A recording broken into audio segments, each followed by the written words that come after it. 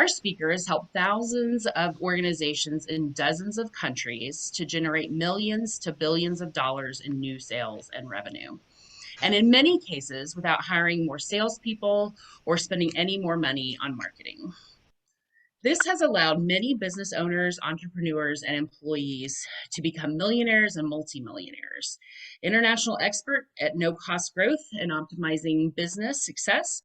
Help me welcome Kent Billingsley. I want to give you a little bit of background.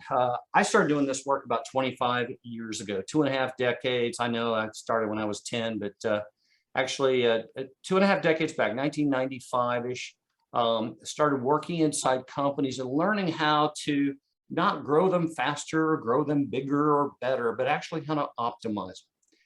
Optimizing means how do you actually generate more sales, revenue, and profits using the fewest resources necessary. So a good way to unpack that definition is maximum results, minimum effort. And I started doing it back then, and then in 2002, I started my own firm and started working with companies, started sponsoring entrepreneurial groups and things like that. And it was interesting. I kept seeing the same graph everywhere I went. And now some of the graphs, especially the last couple of years, if you can see my cursor, the revenues were actually going down. This might have been the COVID years or in here.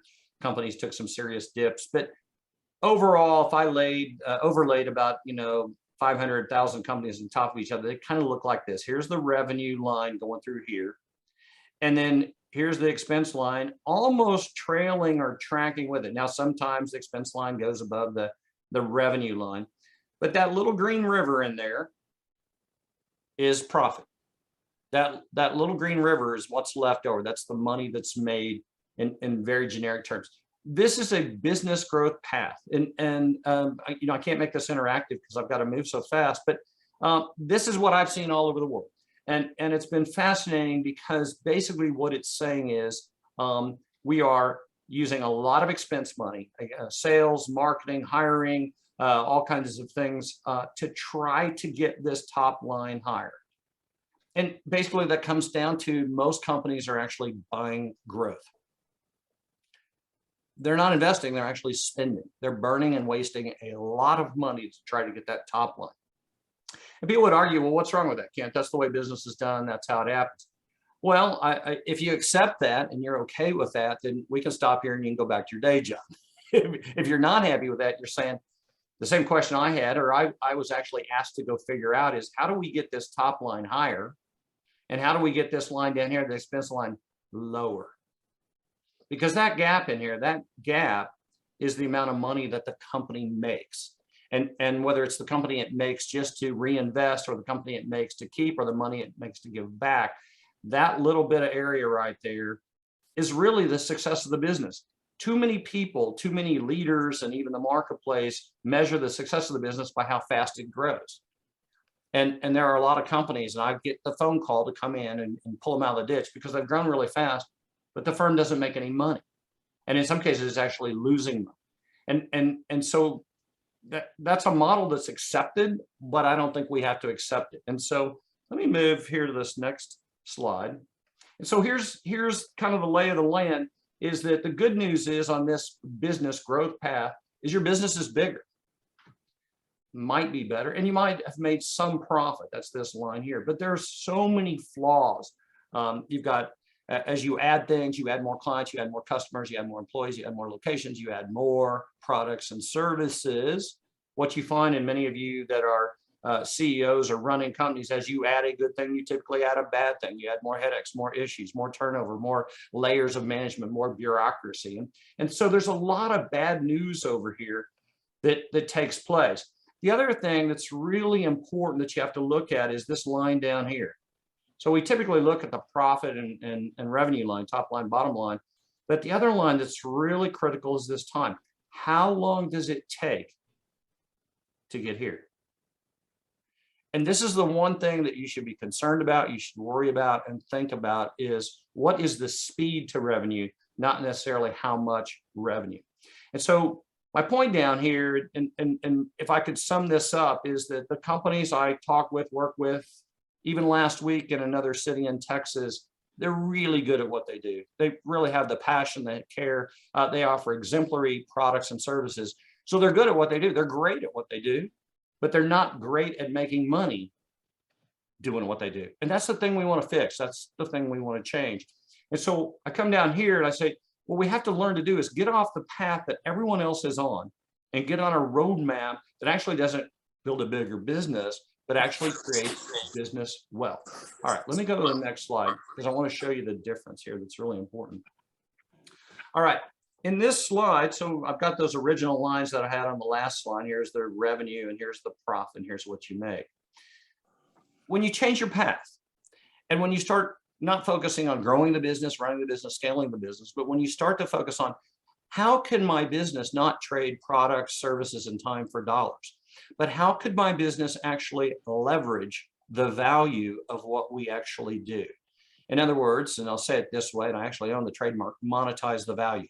How do we monetize the impact, the results, the net benefits of what we do and turn that into as much money as fast as possible? That's creating business wealth. And so if you look over here, here's this same revenue line. And as you've read the book, and I hope you've got the book and you're learning from the book and applying the book, as you've learned from my book, there's lots and lots and lots of case studies of companies. There's one that started one of the chapters. It took them, I think 4 or 5 years to get to $5 million. And then from one meeting, we signed a $5.7 million contract. And so now all of a sudden they're experiencing that explosive growth. The beautiful thing behind this is this area down in here, because they didn't need 20 salespeople and 20 times 8 categories of cost, they actually were able to save all of this money down here, which creates business wealth. But the other thing is the speed. Instead of waiting another 5 years or however many years to get here, they were able to compress that back to here. And that's this time factor that's so important. So as you're thinking about your business, trying to grow your business, you got to think of, you know what, at what point, how fast could I get to that top revenue line? How fast could I double or triple the revenue, the sales, or the profits? Now, the other side that's interesting is down here as we look at the expense line, and it's much lower. And this simple graph that you know almost looks like it was done with chalk, the simple graph shows almost a 2/3 reduction in expenses. And I'll tell you where that comes from. And you've got the data points and the research from companies all over the world. About 2/3 of what is spent in sales and marketing is a complete waste of time, money, and resources. Sadly, a lot of that money is actually used to erode the brand equity. Sales calls that turn the prospect off, marketing literature that confuses the marketplace, messaging that's so mushy that now the prospect's confused. Those dollars being spent actually start to slow down, sometimes down in here, slow down the growth line, even though the money's been spent. That's one that's really hard for a lot of business leaders to wrap their head around is, wait a minute, I'm spending all this money on sales and marketing and social media, then my business should be growing. It is, but you don't understand maybe the damage that you're doing to your brand. You don't understand the confusion that you're causing with your prospects. And you don't understand how you're mispositioning. And that was a big issue last week down in San Antonio. This organization, phenomenal at what they do, but they were actually, some of their language in their mission statement, you ready for this? In their mission statement, they were using what are called negative words, or instead of power words, they were using words that positioned them into the wrong space. That was in their mission statement. And so we see that a lot out there, and that's language that they felt good about, spent a lot of money and time putting together, didn't realize that the negative language was affecting their brand. So we look down here and we say, wow, we can get this phenomenal top line and we can use a lot less money, sometimes less or more. I never want to be that chainsaw Al that goes into a company and fires 1/3 of the salespeople, or I eliminate half the marketing. What I really look at is, how do we take what we've got, the head count, the dollars, the spend, how do we change it so we get so much more upside? So we can flatten this line down here. Now, here's another interesting phenomenon of what I see is the money that's misspent on the sales and marketing side or misallocated or used improperly affects the support and delivery side. In other words, if we got salespeople running around out there with their heads cut off, bringing in bad deals, who pays the price for bad deals? It's the operations, it's delivery, it's support. So now all of a sudden their costs start to go up. Sales is over here, made their number, got their commissions, they're all happy. But now the operations and delivery people are over here going, oh my God, we can't take another bad customer like that. We can't take another client who has expectations we can't meet. So now it's interesting how both sides of the equation, the sales and revenue side, dramatically impact or negatively impact the operations and support side. So the key here is if you see now all this green, all of this here is business wealth. So what's important, or what's the value behind business wealth? Well, the first thing is you can get out of the ditch that 98% of all companies are in and leaders struggle with, and that's cash problems. Too many companies, most companies have all kinds of cash struggles. They don't have enough cash on hand. Their cash flow is inconsistent. They have little to no working capital, or on the backside, their receivables are becoming very latent. In some clients, sadly, one of the fastest growing departments, if you're ready for this, is collections. They're adding people to their team to go get the money that was already owed to them. How sad is that? I see some of you laughing. That's the truth. If you spend a day with me and go inside these companies, you find them that they're having to track down and go get the money that's owed to them that they've already spent the resources to earn.